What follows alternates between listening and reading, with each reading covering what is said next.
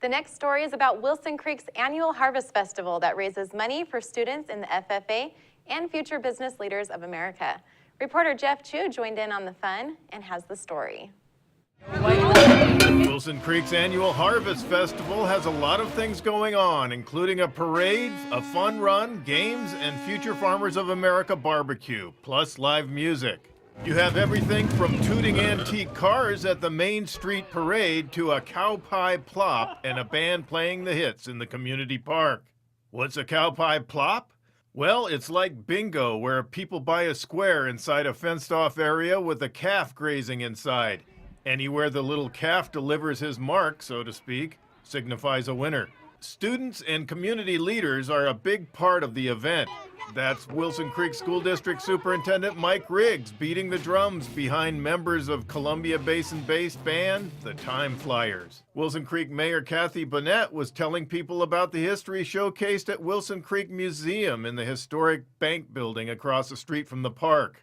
Festival organizers say the event reflects the heart of Wilson Creek, population a little more than 200, nestled between bluffs and grain silos about 27 miles east of Ephrata. Lane Rebell, a Wilson Creek High School junior who helped organize the event, said the annual Wilson Creek Harvest Festival raises funds for the school district and other local interests, including the American Cancer Society. The barbecue proceeds are going to the Wilson Creek FFA chapter. The parade, we don't charge anything, and we're just trying to build it out, make Wilson Creek bigger, make us be known, so we can have our Harvest Fest. And most of it, I know that the FBLA has nonprofit Cancer Society stuff going on, donations over there.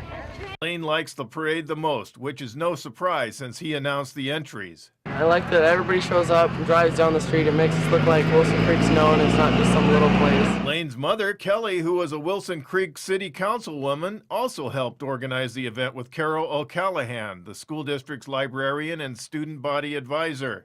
Kelly Rebell said the festival has been around for about 40 years and is a big part of the town's identity. It's been a huge part of my life. Kelly said just about everyone in town shows up for the festival.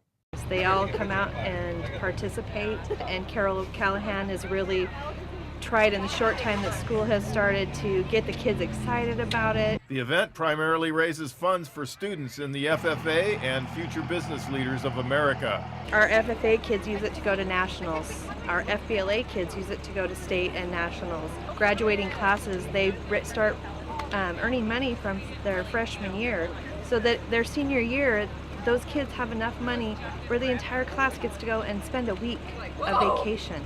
I'm Jeff Chu for iFIBER 1 News.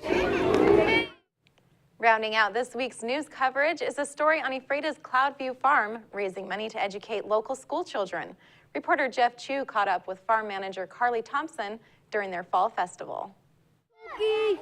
Cloudview's owners say the farm is as much about education as it is about growing and selling organic produce. That's why the Ephrata Area Farm puts on its annual Fall Festival to raise money to educate local school children about where their food comes from and how it grows. Carly Thompson, Cloudview Ephrata Farm manager, said the farm is only 3 years old and has come a long way.